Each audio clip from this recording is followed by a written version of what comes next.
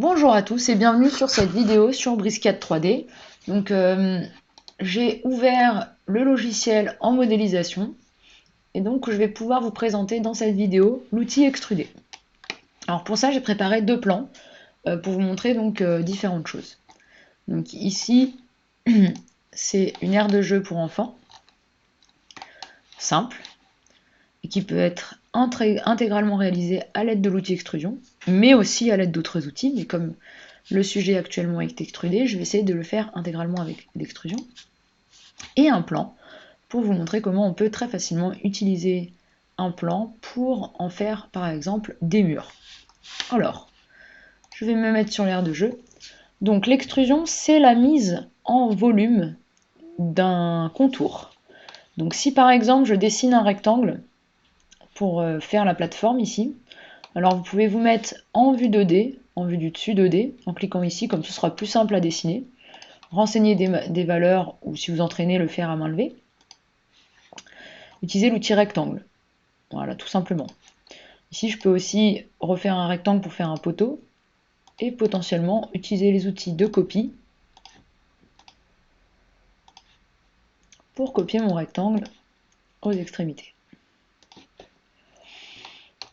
Voilà, une fois que c'est fait, on peut repasser en univers de 3D et en perspective, et on retrouve l'univers qu'on a l'habitude d'avoir.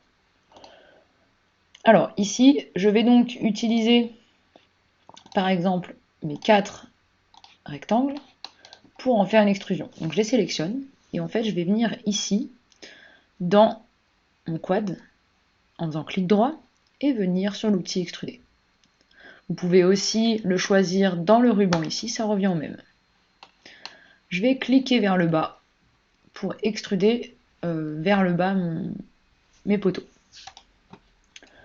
Si par exemple j'ai envie de faire ces poteaux là, je peux venir sélectionner le dessous de mes poteaux et venir ici dans le quad choisir dessiner. Alors attention, pour faire ce que je suis en train de faire, il faut se mettre sur la face, maintenir CTRL pour que ça sélectionne que la face, venir dans le quad, ensuite vous pouvez lâcher CTRL, et venir chercher dans les onglets qu'il y a ici l'outil décaler.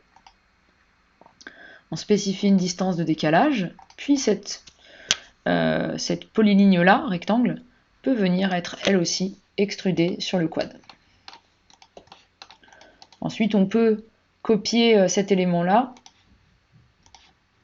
vous voyez, de pied en pied, avec de l'outil copie simple que vous connaissez. Alors ici, vous voyez, si j'active la sélection par contour, je peux me mettre ici, ça me génère le contour intérieur.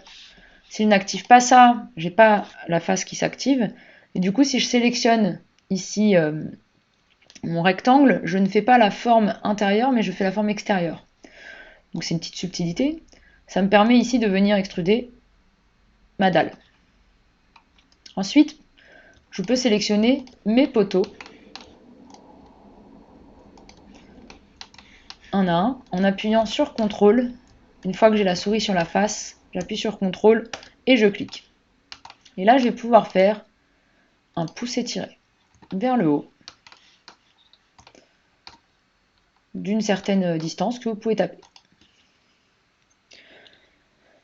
Au niveau de la toiture, je peux venir utiliser l'outil polyline ici, me mettre sur cette face, j'appuie sur Shift une fois pour verrouiller que je veux dessiner sur ce plan-là. Et là, je vais pouvoir venir dessiner tranquillement ma toiture. Donc, vous pouvez faire un rectangle basique, comme je suis en train de le faire. Je vais fermer mon rectangle. J'aurais pu aussi prendre l'outil rectangle. Et comme ça m'amène à faire CTRL sur ma polyligne au-dessus pour venir la transformer. Par exemple, en ajoutant un sommet. Ensuite, je vais prendre ça et je vais utiliser l'outil extruder jusque là. Une fois que j'ai réalisé ça, je vais pouvoir réaliser mon escalier. Alors, mon escalier, il y a un profil ici qui est dessiné. Donc vous pouvez le dessiner à l'aide de l'outil polyligne. Donc, pour vous caler sur ce plan de l'escalier, moi j'ai tendance à toujours me faire des petites aides pour dessiner. Bon, là, il vient d'une extrémité à l'autre. Donc, ce que je suggère, c'est tout simplement de prendre l'outil polyligne, me mettre sur la face et faire Shift et venir dessiner mon escalier donc dans le prolongement de ma dalle. Donc là je le dessine à main levée, mais évidemment vous pouvez taper des valeurs dans les champs qui apparaissent. Une fois que vous êtes satisfait de votre escalier, on peut venir ici, venir par exemple ici et ici pour le fermer. Mon escalier est fait. Je vais simplement l'extruder par là-bas. Mais avant tout, regardez ici, j'ai un petit biais. Petit biais qui me permet, si je fais CTRL dessus, de venir ajuster la courbure. Une fois la courbure ajustée, je peux sélectionner mon escalier et venir faire extruder dessus. Je vais donc créer mon escalier. Par la suite, je vais pouvoir faire mon garde-corps. Alors, le garde-corps, vous avez deux possibilités pour la faire. Vous pouvez prendre soit l'outil boîte, soit à nouveau l'outil rectangle. Venir dessiner ici, donc Shift pour verrouiller la face, le profil du rectangle. Je le sélectionne, je viens prendre l'extrusion et je viens cliquer jusqu'à la distance souhaitée. Ensuite, je peux dessiner un trait, ici, par exemple de là à ici, pour séparer en deux parties mon garde-corps. Et en fait, je vais venir, sachant que c'est une polyligne, sur cette polyligne avec CTRL et courber ma polyligne, donc vers le haut. Parfois, il faut un petit peu changer d'orientation pour qu'il y arrive mieux. Voilà ce que ça fait. Toujours à l'aide de l'outil de détection des contours, je vais pouvoir ici me mettre sur cette phase-là. Et là, j'ai deux possibilités qui s'offrent à moi. Soit faire un poussé-tiré vers l'extérieur, ce qui va enlever de la matière. C'est très bien. Soit prendre cette face-là et venir ici choisir l'outil d'extrusion. Mais attention, si je fais une extrusion, normalement, je rajoute de la matière. En fait, ici, vous avez plusieurs modes de contrôle. Et donc, si vous activez ici « Créer », vous créez de la matière. Alors, par défaut, le premier mode, il crée souvent de la matière, mais il pourrait être aléatoire. Donc, moi, je vous invite vraiment à choisir. Et en fait, en appuyant sur CTRL, vous switchez de l'un à l'autre. Mode soustraction, mode unir. Donc là, moi, c'est le mode soustraction qui m'intéresse. Et je vais tout simplement pousser vers l'intérieur. L'extérieur. Ici, regardez, si je vais plus loin, ça pourrait aussi faire un trou derrière. Vous voyez, ça fait un trou dans mon garde-corps. Donc attention, quand on fait l'extrusion, de ne pas aller trop loin, parce qu'elle est capable de tout trouer sur son passage. Ça peut être un truc qui est utilisé, par exemple, pour faire des cages d'escalier. Par exemple, regardez, si je me mets à dessiner sur cette face-là un élément. Quand on est en 3D, choisissez bien toujours des faces, sinon vous allez être surpris. Ici, si je le dessine ici, et que je prends cette face-là, et que je prends extruder. Si je laisse en extrude auto, c'est lui qui choisit. Si je laisse en créer, je suis sûr qu'il va me faire une deuxième portion. Si je laisse dans la troisième option, et que je tire, il va trouer sur son passage, et celui-là, et celui du dessus. Vous voyez ? Ça peut être une bonne méthode si c'est vraiment une lamelle qu'on a envie de faire passer dedans. Et donc là, deux possibilités s'offrent à moi. Soit je fais un poussé-tiré.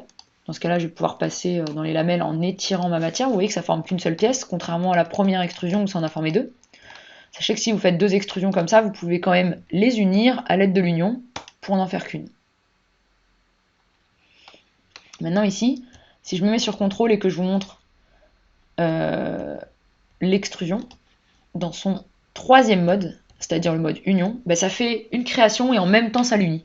Donc finalement, là, ça va s'apparenter à un poussé-tiré dans cette configuration-là parce que j'ai un élément orthogonal. Je vous dis ça parce que si par exemple, ici, on avait une plateforme supplémentaire, donc par exemple, je me mets à dessiner en polyligne sur cette plaque et qu'on rajoute, je sais pas, un parcours comme ça qui s'en va dehors. Donc là, j'ai bien fait une forme, pas de souci. Si je l'extrude, pas de souci, je crée ma plateforme. Regardez, si ici je viens prendre cette face et que je viens faire un poussé-tiré, il va continuer la surface de l'agrandissement. Vous voyez, plus ça vient vers moi, plus ça s'agrandit. Si à l'inverse, je choisis l'extrusion, il va rester perpendiculaire à ma forme et me proposer un parallélogramme qui a des angles droits. En fait, quand il fait une extrusion, il fait forcément un étirement du profil de manière orthogonale.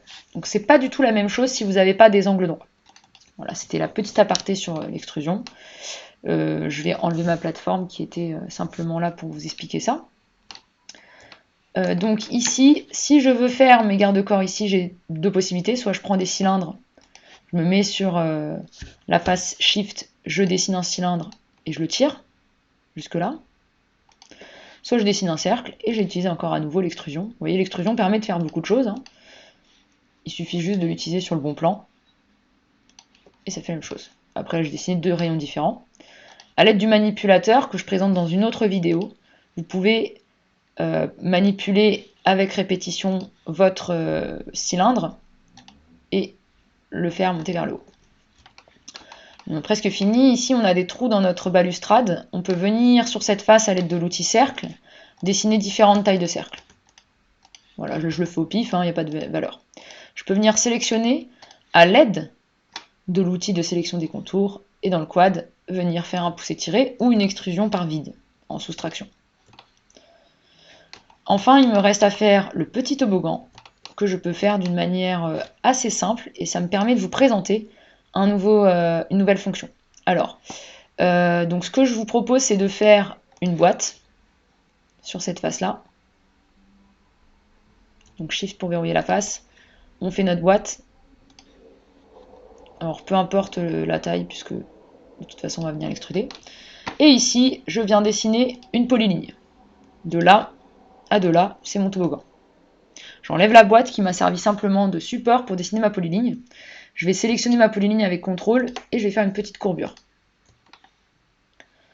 Cette courbure, je vais la sélectionner et je vais faire clic droit et je vais venir extruder la surface. Et là, si j'extrude une surface, vous avez vu, c'est pas le même logo.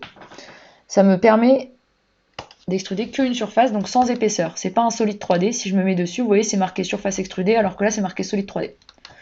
Donc attention, c'est surtout pour vous prévenir de ça. Si vous extrudez des lignes ou des polylignes non fermées, vous aurez des surfaces. Il faut en avoir conscience, c'est pas la même chose que de la 3D. Enfin, c'est de la 3D, mais c'est pas la même chose qu'un solide 3D. Et donc une surface a besoin d'être épaissie pour devenir un solide. Et donc là, après, je peux épaissir ma surface. Et ça devient maintenant un solide 3D. Voilà, mon toboggan est très sommaire, c'est juste parce qu'on est focalisé aujourd'hui sur l'extrusion dans cette vidéo.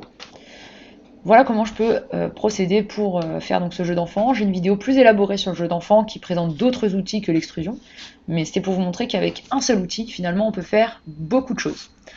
Je fais le petit final sur le plan. Donc vous avez un plan, vous avez potentiellement hachuré des murs, c'est le plus pratique, sinon il faudra essayer d'avoir des contours, donc vous voyez des hachures très standards. Là, je me sers des isolations que je présente dans une autre vidéo pour isoler. Je vais sélectionner ma hachure et sélectionner toutes les autres hachures à l'aide ici de l'outil de sélection similaire. Si je les isole, je n'aurai donc que mes murs. Je peux, avec les hachures, les sélectionner et venir dans le quad choisir de générer un contour par rapport à ces hachures-là. Une fois que le contour est généré, vous voyez, ça me crée des traits comme ça. Je vais pouvoir sélectionner tous les traits identiques, à nouveau avec sélection similaire, et à nouveau les isoler. Une fois qu'on a fait ça, on peut sélectionner ça et faire une extrusion vers le haut, ce qui va automatiquement nous générer des murs. Donc là, je génère ça. Là, je suis en 2D filaire, mais regardez, si je me mets en perspective en 3D, j'ai très rapidement, à la base de mon contour, généré des murs.